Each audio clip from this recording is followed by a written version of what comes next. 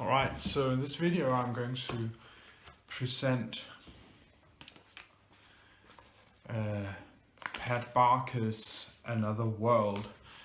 The first video here will talk about the first 3 chapters, and the following video will present the following 5 chapters, something like that. This is a novel about a family that has some internal problems. They have a lot of conflicts, and there is a history which is gradually emerging through the novel. Nick is seems to be the main character, and he has been with Barbara, and together they have Miranda, so that's his daughter. And Barbara, she's in a mental institution, so she's mentally ill, and Miranda, her daughter, also has some tendency to becoming depressed and such, and she's a quiet person, a very intelligent girl that reads a lot. She's very sympathetic. As a reader, we feel sympathy for her. She's 13 years old. She's also discovering her sexuality, and we might come back to that. Nick is no longer with Barbara, now he is with Fran, and Fran has a son with her former lover, Mark, who never married her, although he promised. And Gareth is a very nasty boy. He's a teenager. He's treating Miranda in a nasty way, and very disrespectful to Nick, his stepdad, and he's nasty toward the kids at school, so he's really not very pleasant. And his mother keeps defending him all the time. She's not willing to see anything that any fault of his, and she doesn't allow Nick to play the role of a father and exercise any authority in the house. So she's also not treating Nick very nicely. Together they have Jasper. He's a toddler. He's crawling around all the time and vomiting and playing with cars, and this is a bit of a messy house. They used to have a smaller flat, and now they have a bigger one. But they need to decorate the flat, and there's a lot of work, and she's constantly stressed out. She doesn't sleep at night, and so she's very edgy, and she keeps complaining all the time, and she's accusing Nick of not being a good dad, and so she obviously has some issues. Maybe because Mark let her down, so she has that fundamental distrust of men, perhaps. At least she's not really willing to let Nick play a proper role as a father. Nick has a bit of anger because of that. He's quite upset, and he doesn't. I'm frustrated in that situation.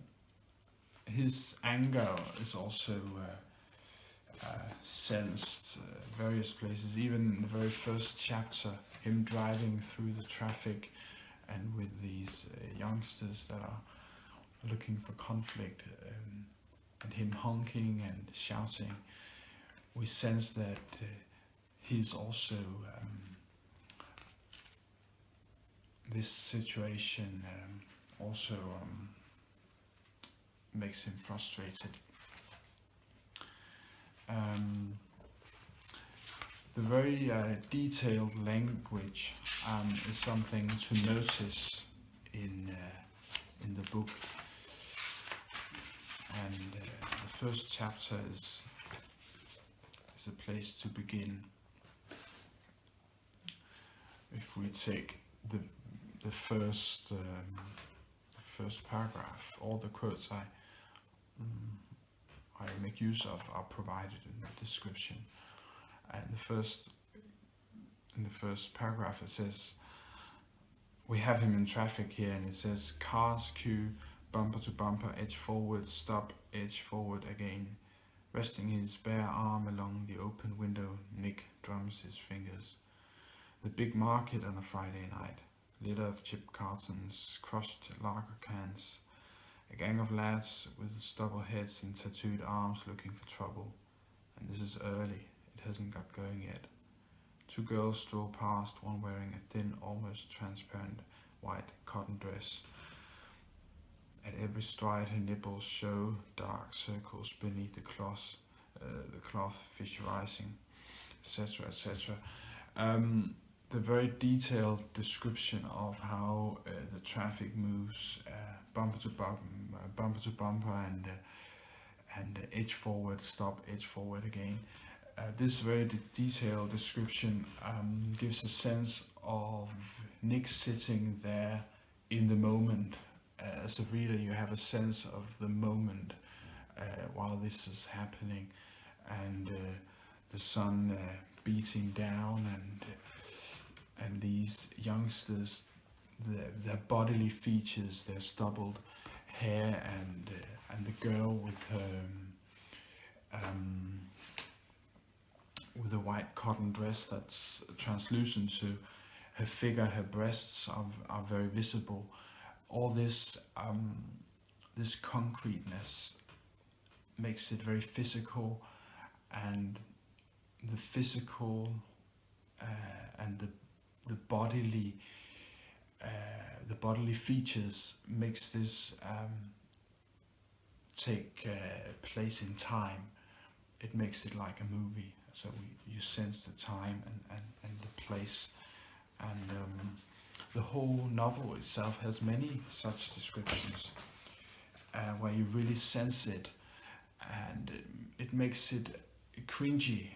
Right here, it's a powerful feeling of Nick's feelings, of him having some latent anger. It's also a powerful sense of the theme of sexuality.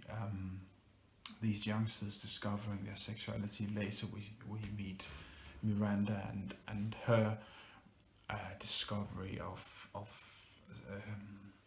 her sexuality, becoming an adult. But as I say, it's also a bit cringy when you move further into the novel, because you have all these conflicts, arguments, and the situation in the home. You really sense this is a home with conflicts and this ugly atmosphere, with these conflicts between Fran and Nick, and between Fran and Miranda, and Nick and Gareth, and Miranda and Gareth. All this muddled atmosphere is you really get to imagine it, to see it play out very vividly, because that's what the language does. That's why language is so important in literature. It's there's the content and there's the form. So by content we think of the themes, the general narrative, the story as such. But by form we think of the language, we think of the shape of the page, the length of the chapters, all these things, and the style of the language creates an atmosphere, and the atmosphere creates the experience of reading. It creates the whole place. the novel's place, and that's why it's so important to notice. It's so much part of the experience.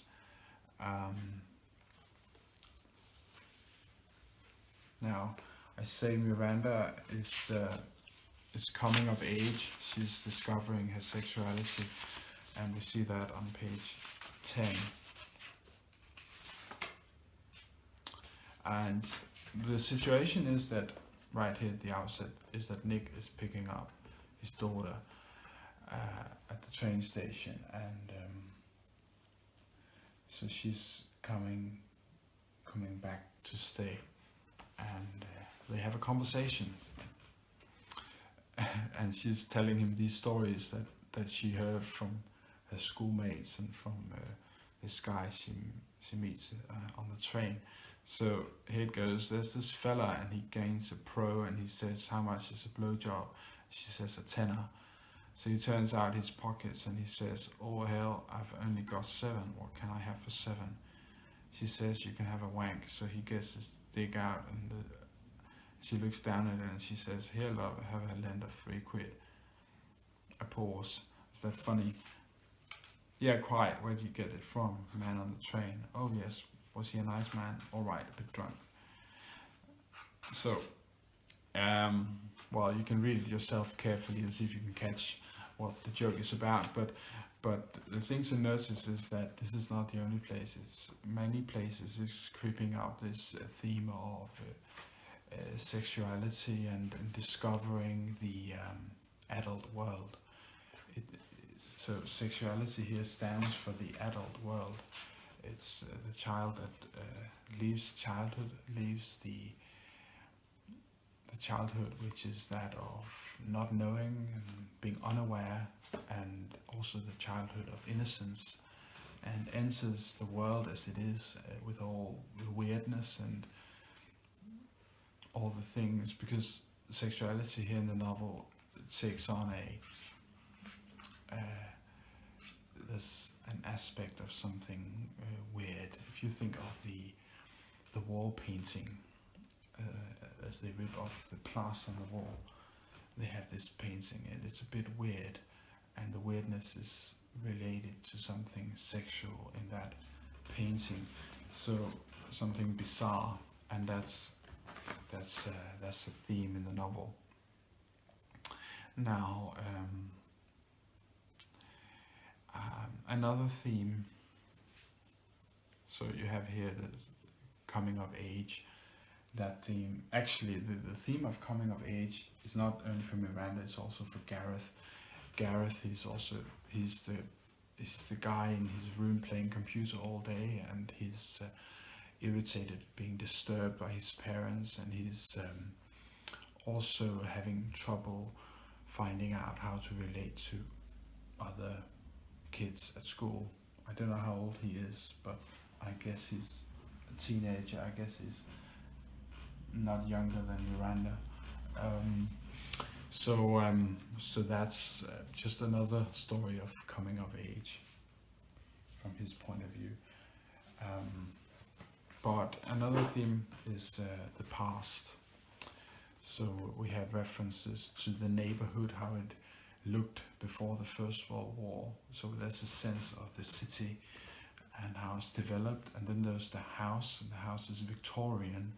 That means it's from the time of Queen Victoria. So that's the end of the second half of the 19th century, Queen Victoria. And you get these houses in England from that time period. It's overgrown, so there's a sense that there's something mystical, there's something messy, a messy past, something to be discovered, and that's also what happens when they take off the wall plaster. They discover the past, what's been there, and it's the previous owner family there, but they also find out that perhaps it's them in that painting. So the past is in the past, but it's also in the present, it's also them, and their conflicts also stem from the past, from this house, this mystical house, and the house is called Wuthering Heights, and Wuthering Heights is a classic novel, an English classic, and in Wuthering Heights there is a house that plays a central role, and that house is also mystical, and some weird things happen in that house, and it's also about a family with internal conflicts, and siblings that are not full, are only half siblings, and have conflicts. Well, that's a short story of Wuthering Heights, a novel also about dark secrets in the past. So it's not an accident that this novel is here mentioned. And well, incidentally, Miranda, the name Miranda is the name of the main character in one of Shakespeare's plays, The Tempest. And in that play, well, she's like the light in a dark place, and I find that interesting. I don't know if there's a connection, but certainly in a way she's the innocent one here in this story, at least so far. The past, there is a past with Barbara, there's a past with Mark, and then now there is a past in the house, and that's all very interesting. So these are some of the central themes that should be noticed, and we'll say a few more things in the next video.